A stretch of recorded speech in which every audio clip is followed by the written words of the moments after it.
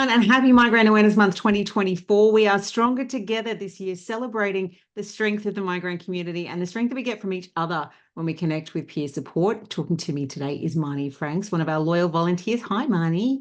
Hello. How you doing? Pretty good, actually. Today has been nice and quiet. Yeah. Yes. So your migraine is weather dependent or weather triggered, yeah? Yes. What we call barometric migraine. Yeah. Well, some people do, not Yes. everybody. Well, I find barometrics one aspect of it, but I overall I call it weather migraine. Weather migraine. Okay. Yep. So what's the weather like there today? At the moment, we've got overcast. I've had a bit of a hum today in the back of my head, but I have been pretty okay. So, but the last few weeks with all of that wet weather has been interesting. So, So overrun. what's the best weather for you in terms of keeping your head happy? Winter. Winter. Winter is more stable. Because the temperature's cooler. I don't have all of those like summer storms, the pickup in high winds, that kind of thing. But I do Mm. get some heavy duty migraines during winter when the weather just decides to throw an odd one out there. But winter is generally better for me, so I'm looking forward to the next few months. So that's good for me. Alrighty. And what would you say is the hardest thing about living with weather migraine? You can't escape it. Yeah. You Yeah. can't really control that trigger, can you? You can't eradicate that trigger from your life. There's going to be weather. There is no escape. I keep joking that I need a ticket to the International Space Station, because that's about the only place I can think of that is fully climate controlled. Hmm. Maybe we can, I don't know, write to some people or something and see what they can do. Maybe a nice science experiment for someone, send you up there. I don't need to get through training, but that's okay. Yep, and I don't know about what like space radiation would do, or some like solar winds or something like that. So there's a few hit and miss things there, but we'll see. But And you have lots of jokes about being a human weather vane. yeah, yeah. It was for years. It was I could be Tim Bailey's sidekick, or I could do a better job than him. A lot of my friends would message me and they're like, "Do I need to get my clothes off the line? Should I wash my car?" I'm like, "No, do it tomorrow." So yeah. And have you ever found somebody else like in our community that has the same kind of weather migraine as you? Not to the extreme that I have it. I found a lot of people who've got it in combination with other things, like other triggers and other types of migraine, but not anyone who's wholly and solely just weather. Mm. There's So quite a few people that are triggered by barometric changes, yeah, um, to the extent that some migraine apps will even give you alerts on if there's a change in pressure. But yours is a little bit more complete, shall we say? yeah, I feel like it is very extreme in its, I guess, its presence in my life. The thing that I find too, I've tried some of those alerts. I'm actually more ahead of the alert. So I've just given up on those. I'm just like, that's just too hard.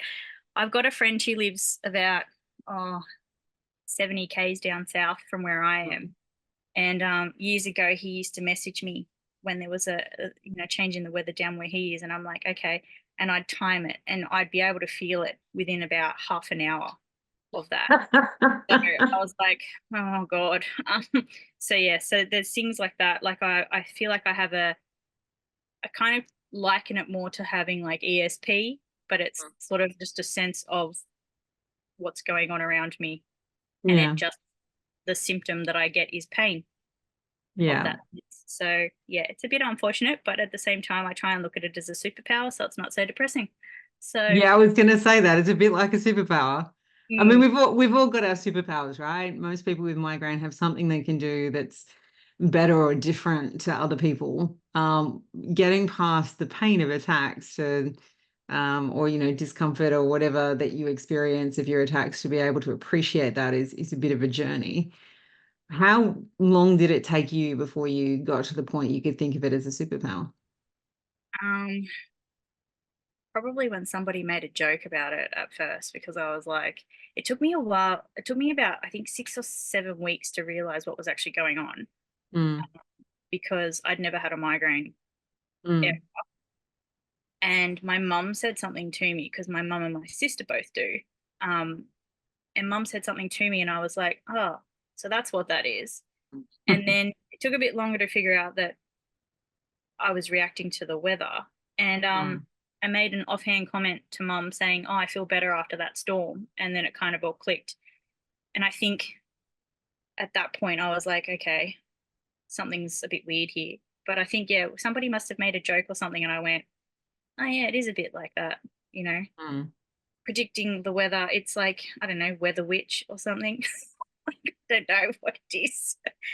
I was So, talking yeah. to someone the other day, actually, was completely convinced that the entire thing of witches is actually just people with migraine, which is an interesting concept. I'm sure there's probably a book in that. Anyway, so you've been part of the Migraine Australia community pretty much since the beginning. Yeah, thereabouts. What do you get most out of it?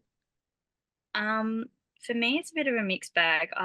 Because I'm on my own a bit, especially with like the type of migraine, and I'm a bit of an introvert and I live like a hermit.